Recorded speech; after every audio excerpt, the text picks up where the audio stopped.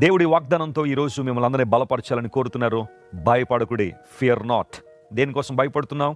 ఏ విషయాలు నిన్ను కలవరపెడుతున్నాయి? ఏ విషయాలను బట్టి ఆందోళన చెందుతున్నావు? నీ గత జీవితాన్ని బట్టి ఆందోళన చెందుతున్నావా?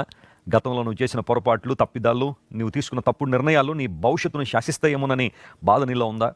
లేదా నీ భవిష్యత్తును గురించి బాధపడుతున్నావా? రేపు ఏం జరుగుద్దో, లేదా వచ్చే సంవత్సరం నా జీవితంలో ఏం జరుగుద్దన్న ఆసక్తి నిన్ను అతి తీవ్రంగా కలిచివేస్తుందా? దేవుడు నీతోనే మాట్లాడుతున్నాడు ఈ క్రిస్మస్ పర్వదినాన. భయపడకుడి.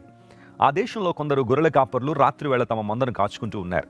వారిలో ఒక భయం ఉంది, ఇంకెంతకాలం ఈ గొర్రెలను మేపాలి. వారిలో బహుశా ఒక ఆలోచన ఏంటంటే, ఇంకెంతకాలం ఈ గొర్రెలు మేపాలి, ఇంకెంతకాలం మనిషి తన పాపం నిమిత్తం గొర్రెలను వాటిని బలర్పిస్తూ ఉండాలి. మానవుని కోసం నిత్య బలిగా ఈ లోకంలో దేవుడు ఎప్పుడొస్తాడు అనే ఆలోచన వారిలో ఉన్నప్పుడు దేవుని దూత వారికి ఇచ్చిన ఒక శుభవర్తమానం ఏంటంటే, ఎస్, సర్వలోకాన్ని రక్షించడానికి వారి పాపాలను మోసుకుని పోయే దేవుని గొర్రెపిల్ల ఈ లోకానికి వచ్చారు. ఆయన ప్రభువైన యేసయ్య.